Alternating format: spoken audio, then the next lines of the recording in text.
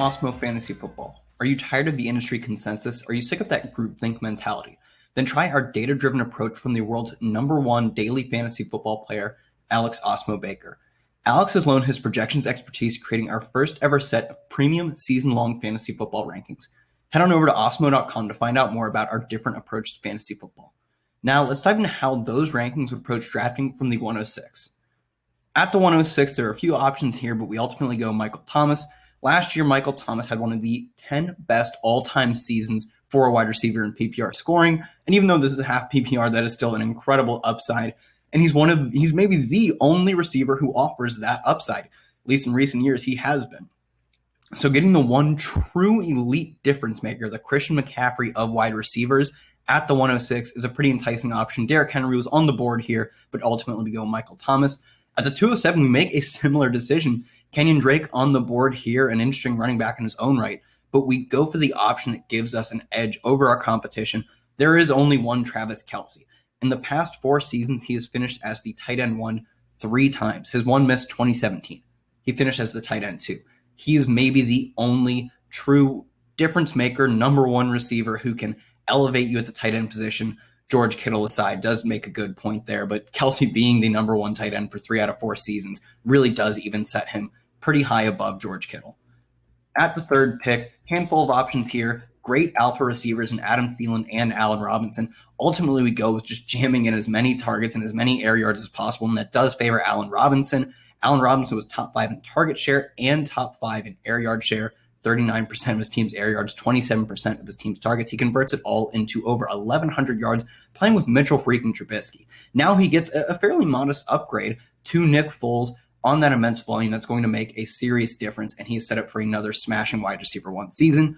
At the 407, Awesemo's projections still want you getting wide receiver 1's team's top option, and Cooper Kupp gets a lot of credit for being the first drafted receiver on the Rams team, but Robert Woods needs to be recognized more for the true LA #1 that he was. Last year, Woods' 139 targets and his air yards at 1175 both led the LA Rams. That was more than Cooper Kupp, more than Tyler Higbee, and he still goes after Kupp.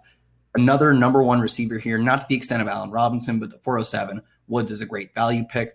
The reason we are able to go receiver with those picks and really wait on running back heavily is because there are awesome values like James Conner, like David Johnson, who is an alternative here, getting a ton of volume and getting kind of run through the muck as running backs who are washed. And they might not be the running backs they were formerly, but both David Johnson and James Conner, who is ultimately the pick here, would be getting massive upgrades this season, with James Conner going from maybe the worst offense in the league last year, headed by Mason Rudolph and Devlin Duck Hodges, to back to Ben Roethlisberger, who threw for 5,000 yards the last time we saw him healthy. In that same season, 2018, James Conner was healthy for 13 games, and he finished as the 4th running back in the league with 20.8 touches per game. That number fell to 15 last season and was largely in part due to his injuries, but it wasn't helped by the fact that the offense was terrible. With all this turning around, both his health and the offense, James Conner at the 506, Awesemo's projections like him all the way up until the 2nd round. So really at the 506, an absolute smash. In the 6th round, we go Devin Singletary. An alternative here was David Montgomery, and Montgomery was the slight favorite by Awesemo's projections, expected to get more volume, and that is ultimately how you're going to determine your fantasy points. But the flip side of that was that means we are drafting top options, multiple top options on this team, 2 top picks in the first 6 rounds on a Bears offense. And Awesemo's projections, and pretty much anyone would tell you, you don't want to tie down too much draft capital to an offense led by Mitchell Trubisky or even Nick Foles. You just want to buy players who are going to get a lot of volume and on good teams. David Montgomery only checks one of those boxes, while on the Buffalo Bills, Devin Singletary might check both boxes. Not quite as much volume, but his 5.1 yards per carry compared to Montgomery's mark of 3.7 last year shows how much more elusive he is as a running back. You know, the zero RB zealots are going to push back against getting 2 backs this early, but we're winning the draft at this point, beating everyone at receiver, beating everyone at tight end, and still making up for it with decent running back picks. So I think that's how Awesemo's projections want you to be approaching a zero RB style draft. At the 706, we end up going Will Fuller here, another favorite of Awesemo's projections. It's just so difficult not to select him in every pick in this series, or at least get him on every team in this series. Awesemo's rankings absolutely love him, and so does Deshaun Watson. The Texans quarterback averages 10.9 adjusted yards per attempt when throwing to Fuller, That mark leads all receiving options Watson has thrown at least 30 passes to in his career. An easy cop-out for the Fuller haters is his injury concern, and they do exist. It is not unreasonable to say he's going to get injured at a higher rate than other players on the Texans, other players in the NFL, and at this ADP. But his upside is just too great to pass on, and it's not like you're getting stuck with zeros if Fuller isn't healthy. The only way you get stuck with a zero if he goes out without getting any receptions. Fuller's upside is that he's amazing, and his downside is that this team is loaded with receiver anyways, so you get to play someone behind him, getting still a decent amount of points.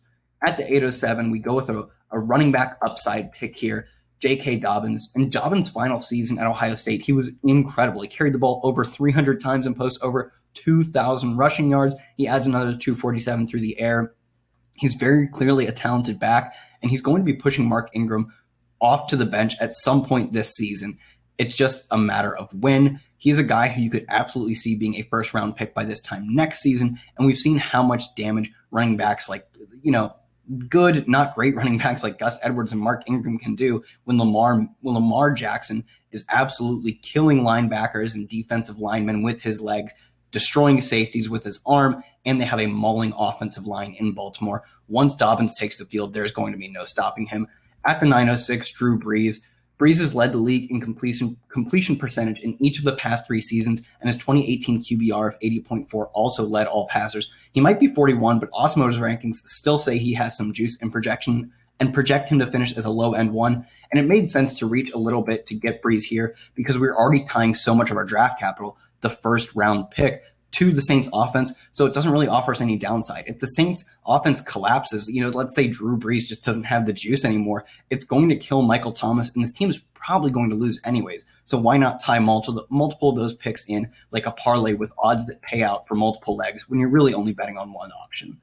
At the 1007, the final pick, another running back. With how much we spent on wide receiver early in this draft, it makes sense to keep hammering running backs. And Alexander Mattison is one of the premium handcuffs per Awesemo's projections. Awesemo's projections have Mattison ranked above guys like Chase Edmonds and Tony Pollard, and he's a must-have for any zero RB team. We saw last year that Mattison has a decent amount of standalone value, can get some spot starts. He saw at least a dozen carries in 4 games last year, and Dalvin Cook was healthy in all of them. And obviously, he has the massive upside of getting a full workload if Dalvin Cook were to get hurt, or if his holdout, which doesn't seem awfully likely, does end up happening. With no tight end on this team, we've got to be looking for some upside options later in the draft. Guys like Blake Jarwin or Hayden Hurst, who Awesemo's projections love, are great picks in the 11th, 12th, 13th round. So if this draft were to have continued, those would have been the selections.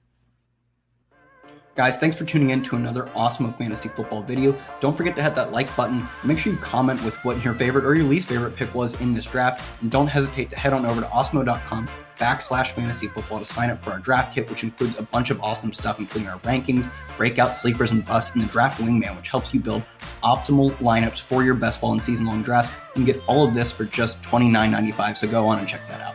Everyone, thanks for tuning in. I'll catch you on the next video.